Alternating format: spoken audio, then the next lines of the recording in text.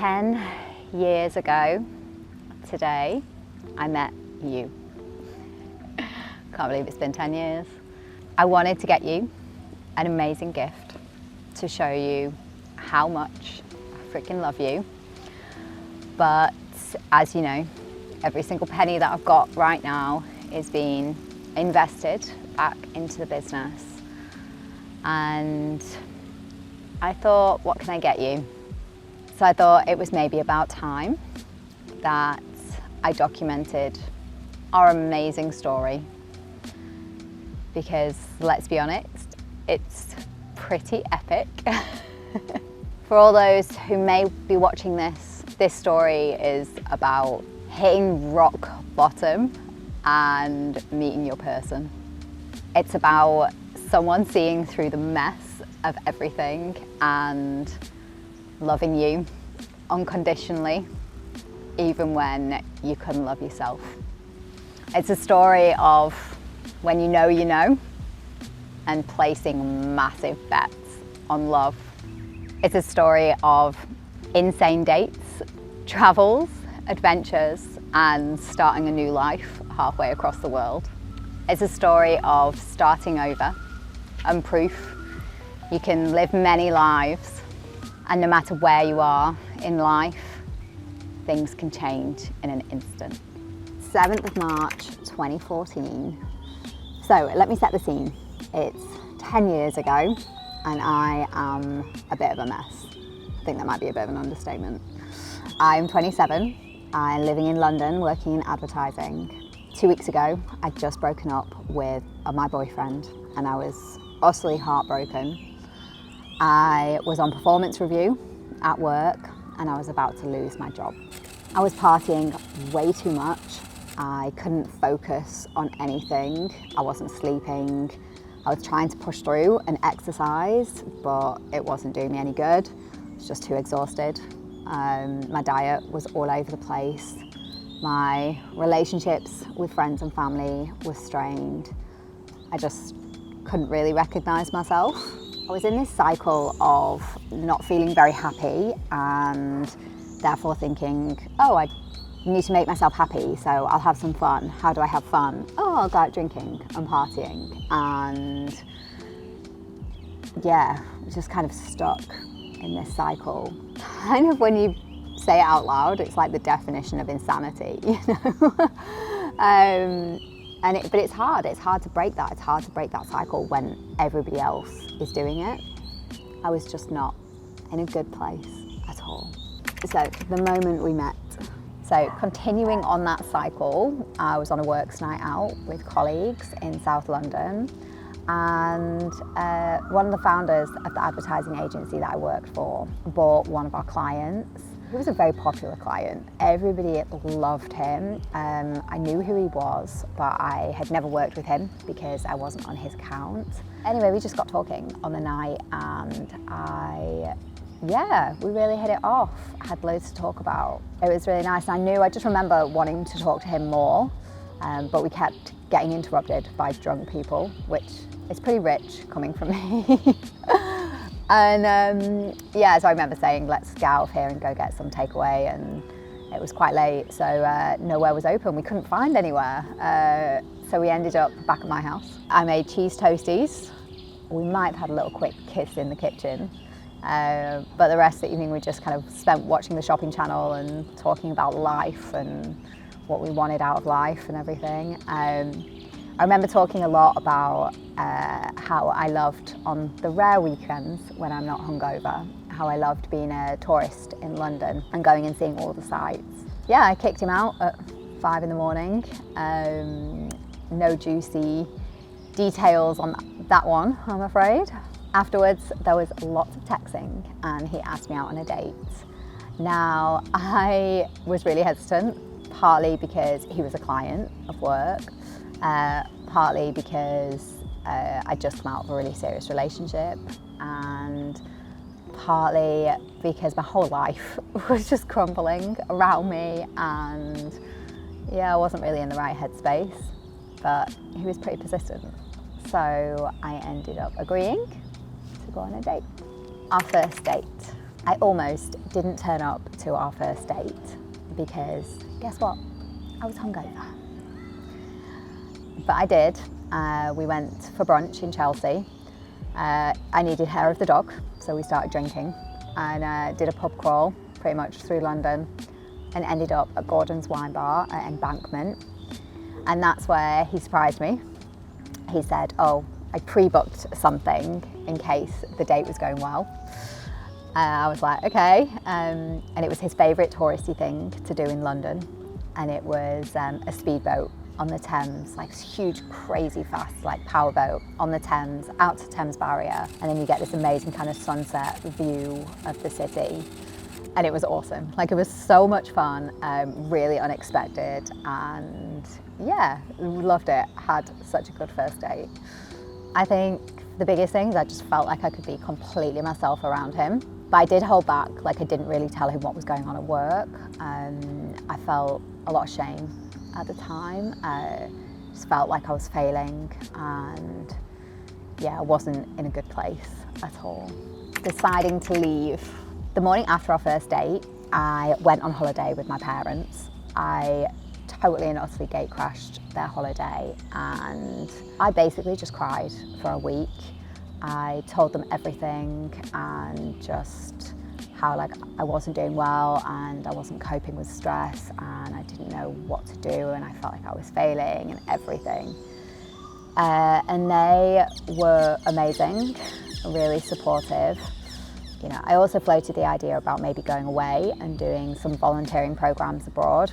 And to my surprise, they were really, really supportive. I kind of expected them to say, look, find another job, maybe move back to Manchester, let's get you on the property ladder, you know, you're in your late 20s now, let's get a kind of, you know, time to settle down. But actually, no, I think they were really supportive. They encouraged me to go. I think they could see how much pain I was in and they knew that I needed to leave. So yeah, kind of made the decision then. So I got back to London and obviously I've been texting this guy and I told him, I said, look, I have made the decision to leave. I am going in 6 weeks. I've got a one-way ticket to Asia and I'm not planning on coming back. And he was amazing. He was just like, okay, that sounds awesome. Let's just make your last 6 weeks in London really, really fun. And I was like, okay, yeah, look, that sounds cool, but don't get attached because I'm going. And he was like, yeah, okay. And that's when the dates started to get really, really silly. The dates. So our second date, we went to see the Book of Mormon at one of the old theatres in London. God knows how we got tickets because it was such like a popular show at the time. And then during during the interval of the show, we were taken upstairs into the kind of roof of the old theatre and there was like champagne and it was like almost kind of like a little picnic. It was just amazing. And then afterwards we went to some secret cocktail clubs and really late night Chinese. So the third date, he hired a whole bubble on the London Eye and we just kind of went round looking at all the amazing sights of London. I'd never been on it before, so it was like a real kind of bucket list for me and I got to kind of do my touristy thing. I think this is the first picture ever taken of us. We look so young in it. We bumped into each other one night between the third and fourth dates and got absolutely smashed.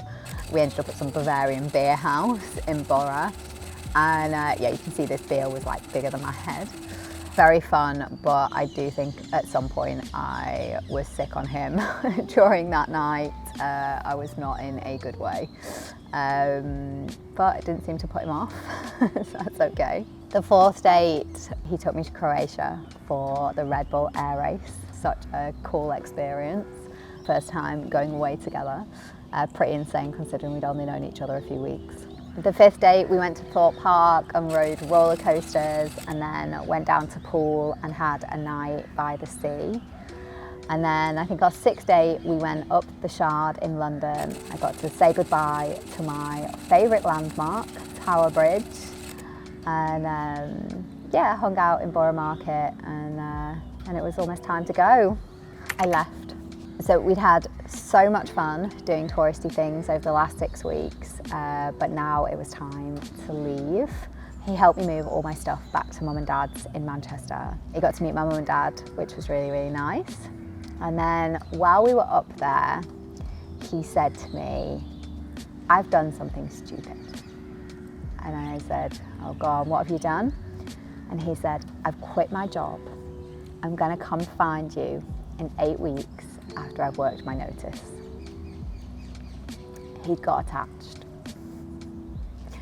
Me, like a fairly rational, normal person, freaked out a little bit because I just wasn't in that mindset. Honestly, I think there was just this part of me that didn't think I was ever gonna see him again. And I was like, right, okay. I needed to leave and sort my head out. And I know it sounds totally eye-rolling, but I needed to kind of go and find myself, and I needed to heal, like above everything else, like I needed to heal. What was done and couldn't be undone. So he dropped me at Heathrow Airport, a few tearful goodbyes from me. He handed me a box and he said, "I'll see you soon." And in that box was a love letter for every week that I wouldn't see him. Still very sweet, I've still got them all. My travels. I'll save the story for the travels for another time, but I headed down to Sri Lanka. I had a month working at Millennium Elephant Foundation, which is kind of an orphanage or like a home for working elephants that can no longer work anymore or can't be cared for by their owners. And it was just such an amazing experience, going to kind of be working so closely with the elephants, and it's just unbelievable. And then after that, went to hang out in Malaysia and Singapore for a little bit, and then headed down to Borneo, where I volunteered on a marine conservation project. And that was just crazy. We were living in tents on a beach, no power, no Wi-Fi, totally off the grid, doing lots of fish surveys and protecting turtles. And yeah, it was just a really wild experience. And after that, headed back to KK, Kota Kinabalu, which is kind of the main city in Sabah, Borneo. Got to the hotel and he was there. And to this day, I don't think I've ever seen anyone so happy to see me in all my life. And what did I do? I panicked. I felt so overwhelmed and scared and just not ready for what felt like such a big commitment. And so I told him how I felt and asked if we could travel as friends for a little bit, because I needed some more time. And he was unbelievable. He was so good. He just was like, yeah, of course. He was like, I just want to hang out with you anyway, so that's cool.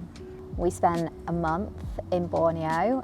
We learnt to scuba dive, we hiked mountains, we went to the orangutans in the wild, we went into kind of Mulu jungle, which was just so beautiful. It was just amazing. If anyone gets a chance to go to Borneo, I cannot recommend it enough. After Borneo, we went and met my best friend in Thailand, and we travelled around Thailand for a month. That was really fun. And then after Thailand, my friend flew home and we headed down to Perhentian Island in Malaysia. And this was just so gorgeous. Like, the sea was so blue. Like, this picture is still to this day one of my favourite pictures of us. And we just looked so tanned and happy, and the water was amazing. We were still travelling as friends at this point, but having a really great time. After that, we came down to Singapore and we hung out with some friends who were here, and went to Batam in Indonesia, which was really fun for a bit of a party weekend. Then we headed over to Philippines for a month, explored kind of lots of different places, went diving. Some of my favourite memories from travelling are from the Philippines. We just had so much fun and laughed so much. It was great. Going our separate ways. So we were 5 months in to travelling for me and 3 months in for travelling for him. And we had decided to split up for a few weeks. This was pre-planned because I really wanted to go and do a yoga and meditation retreat in Cambodia. And it was something I felt quite strongly about wanting to do on my own. And I'd kind of pre-booked it in advance. He went down to Bali and did a surf camp in Bali for a couple of weeks.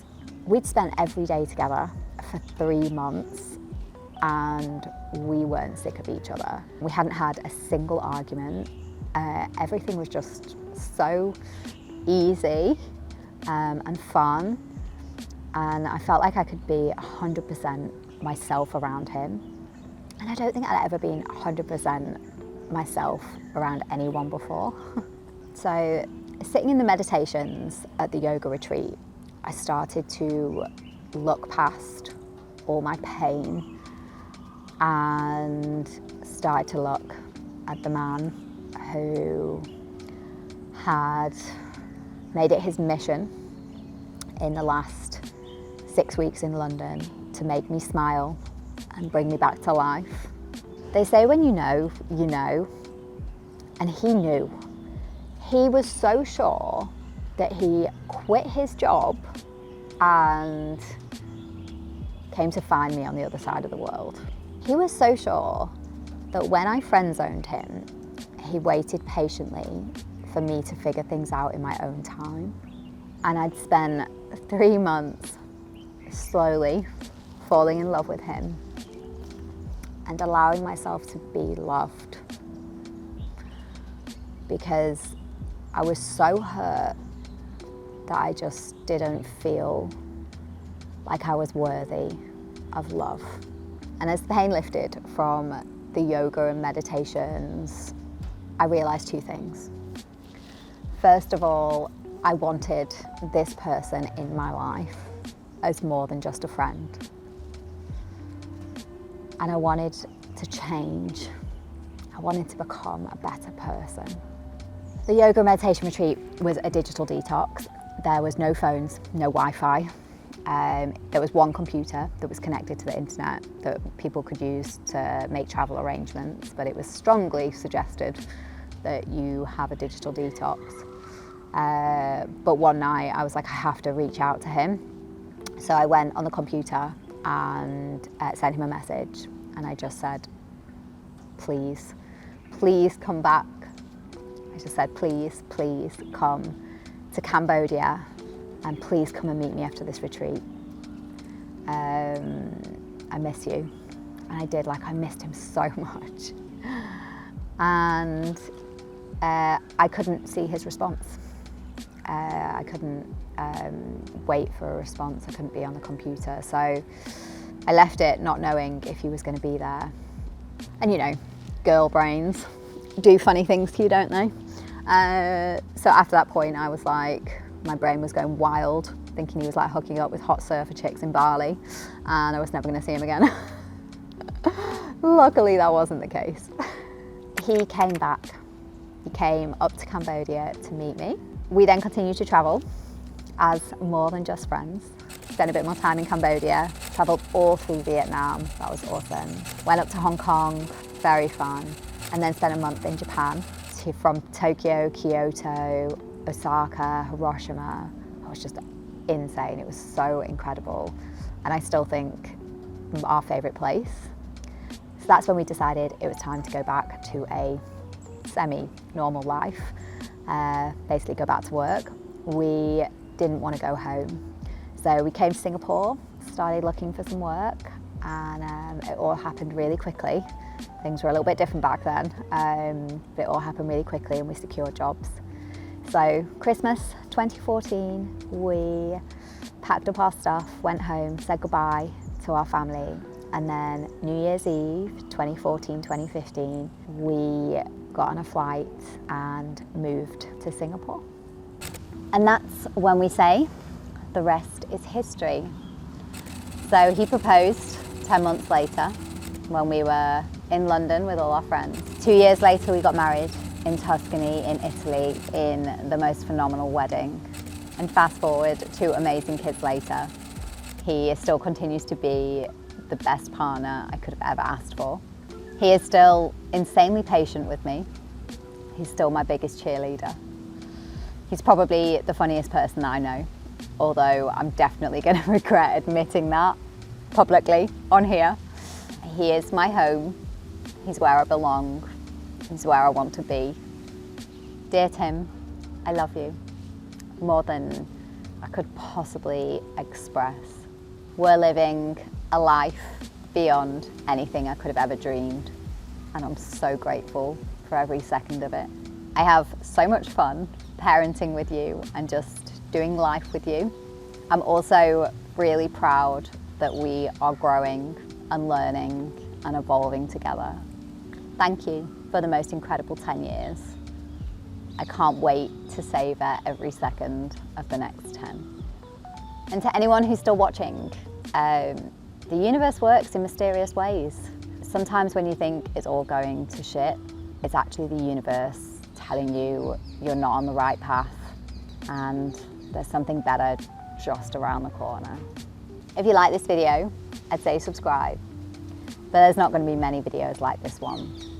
I do, however, create lots of content around how to drink less and live a big, beautiful, full life, because I've done it and I'm doing it.